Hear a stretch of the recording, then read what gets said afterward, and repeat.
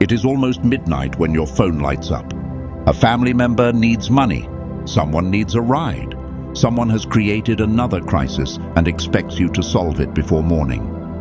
You are exhausted, but you answer because you always answer. Within minutes, you are searching for a solution, rearranging your plans, and carrying a problem that did not belong to you. They sound relieved. They tell you they do not know what they would do without you. For a moment, it almost feels like love. But weeks later, when your own life begins to collapse, you call the same people. Nobody answers. Your message remains unread. The person who once said they could not survive without you suddenly cannot find 5 minutes to ask if you are surviving. And that is when a frightening question enters your mind. Do these people love me? Or do they love what I can do for them? This question cuts deeper when it involves family. Because family is supposed to be the place where you are loved before you achieve anything, before you provide anything, and even when you have nothing left to give. But in some families, affection has a hidden price. You are welcomed when you are helpful, praised when you sacrifice, remembered when there is a problem, and slowly forgotten whenever your hands are empty.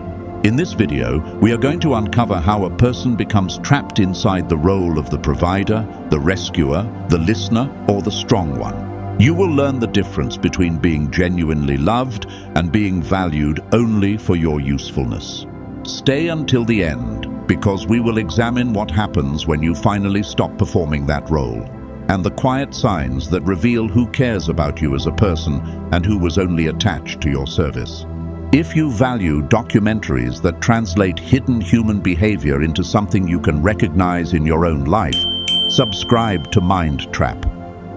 Because sometimes the most dangerous relationships are not built on open hatred. They are built on affection that disappears the moment you stop earning it. This pattern rarely begins in adulthood. For many people, it begins in childhood, in a house where warmth could be felt, but never trusted. Perhaps you were praised when you received good grades, but met with cold disappointment when you struggled. Maybe you were called mature because you never complained. You were loved for being obedient, quiet, responsible, or emotionally convenient. When you helped, the house became peaceful. When you needed help, the atmosphere changed. Nobody had to tell you directly that love was conditional. A child can learn it through facial expressions, silence, withdrawal, comparison, or the sudden loss of warmth. Psychologists use the term parental conditional regard to describe situations in which parental approval becomes dependent upon the child thinking, feeling, or behaving in a preferred way. The child learns an invisible equation. When I perform correctly, I am accepted. When I disappoint them, connection is withdrawn. This does not always come from cruel parents. Some parents believe conditional approval will motivate a child to succeed. Others repeat the emotional patterns they inherited from their own families. But to a child, intention matters less than experience. The child does not think, "My parent lacks emotional awareness." The child thinks, "Something must be wrong with me." And so the child adapts. Some children become perfect. Some become invisible. Others become useful. They notice what the family needs and learn to provide it before anyone asks. They calm an angry parent, protect a younger sibling, hide their own fear to keep the household stable, listen to adult problems they are too young to understand. Sometimes they become the emotional partner of a lonely parent, the mediator during family conflict, or the person responsible for preventing everyone else from falling apart. This role reversal is known as parentification. Not every family responsibility is parentification. Helping at home, supporting relatives, and contributing to family life can build competence, connection, and pride. The damage appears when the responsibility is developmentally inappropriate, chronic, unsupported, and never reciprocated, when the child must become emotionally responsible for adults while nobody remains emotionally responsible for the child. That child may appear unusually strong. They may be praised for their maturity, but underneath that maturity is often a painful belief. My needs create problems. My value comes from solving them. This belief does not disappear when the child grows older. It simply changes clothes. The useful child becomes the adult who never arrives empty-handed.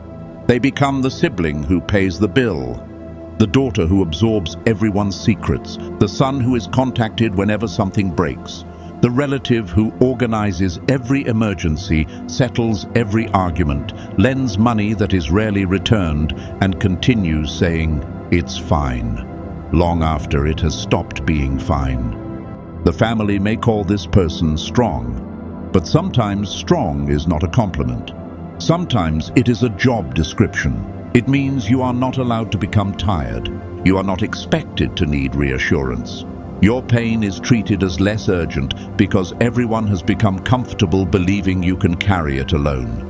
Even during moments meant to celebrate you, the conversation returns to what you can provide. People ask about your job, but not whether it is destroying you. They admire your stability while depending on it.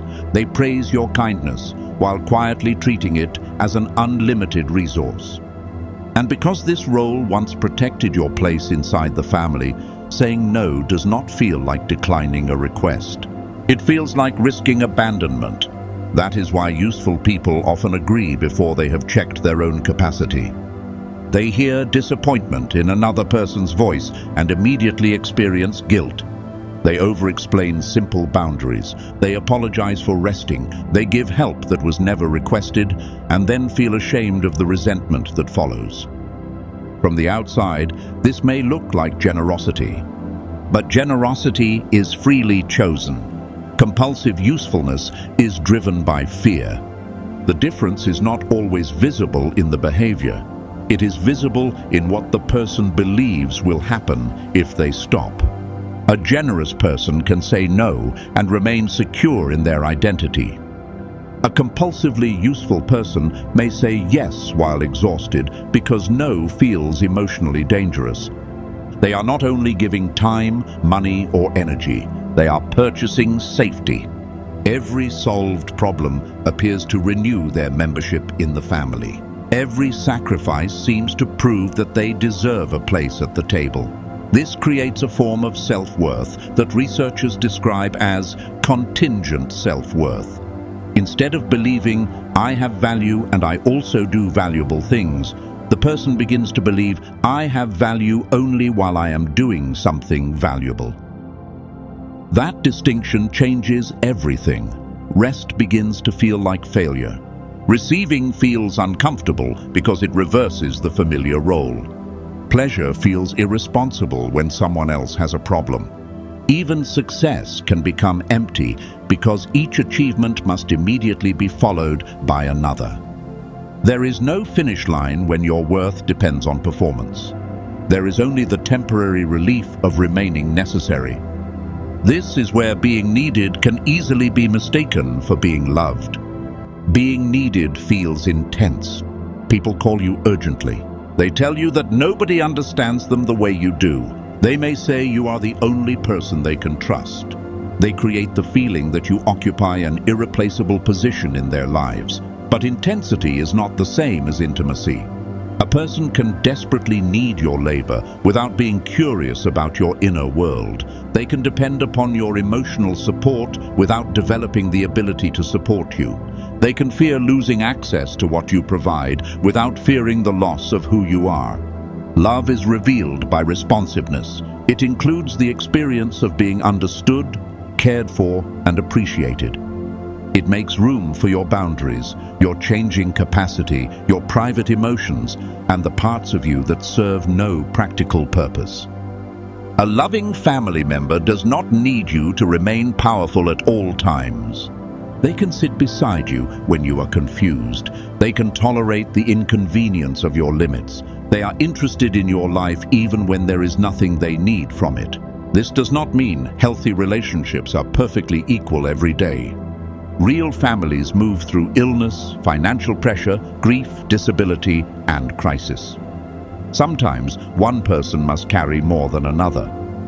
Reciprocity is not a daily transaction in which every favor must be repaid immediately. It is a pattern across time. When life turns against you, does care eventually travel back in your direction?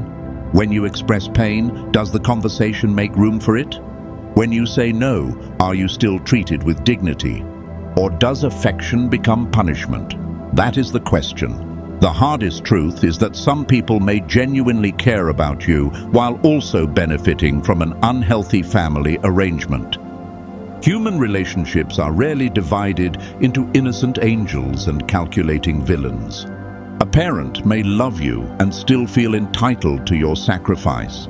A sibling may care about you and still resist every boundary that makes their life less convenient. A partner may admire your strength while never questioning what it costs you to remain strong. Love can exist inside a dysfunctional pattern, but the presence of some love does not make the pattern healthy, and your understanding of another person's wounds does not require you to continue being wounded by them. Eventually, something interrupts the arrangement. Perhaps you lose your job and no longer have money to lend. You become ill and cannot continue caring for everyone. You enter a healthy relationship and have less time to manage family emergencies. Or maybe, for the first time, you simply say, "I cannot do that." The response can feel shocking. The person who once praised your kindness calls you selfish. The relative who admired your strength accuses you of changing. Someone reminds you of everything the family has supposedly done for you. Another stops calling completely. But what they call a change in your personality may only be a change in your availability. You did not suddenly become cruel. You stopped being endlessly accessible, and the family system noticed. Families develop routines, even unhealthy ones. When one person has always overfunctioned, others may become accustomed to underfunctioning. Your boundaries do not merely change your behavior. They redistribute responsibility. The person who depended upon your silence must now face their own emotions. The person who depended upon your money must confront their choices. The person who used you as a mediator must learn to communicate directly. This is why a simple boundary can produce such an intense reaction. You are not only refusing a request, you are returning a responsibility to its rightful owner. Some people will adjust. They may initially feel disappointed, but they will listen, reflect, and learn a healthier way of relating to you. Others will punish you because the relationship was built around your compliance. One angry response does not prove that someone never loved you. Everyone can react badly in a difficult moment. Look for the repeated pattern. Do they consistently withdraw warmth when you cannot perform? Do they ignore your needs but demand immediate attention for their own? Do they treat your exhaustion as an excuse while treating their inconvenience as an emergency? Do they become affectionate again only when they want something? Do they respect your boundary after the emotion has settled, or continue trying to break it? Patterns reveal what isolated moments cannot. The goal is not to conduct secret tests or manufacture situations to expose people. It is to stop hiding your real limits. Say no when the honest answer is no. Ask for small, reasonable amounts of support when you genuinely need it. Allow yourself to be seen without arriving as the rescuer. Then observe what the relationship does with the truth. Healthy love may feel disappointed, but it does not demand that you destroy yourself to prove loyalty. It can survive the word no. Conditional affection often cannot.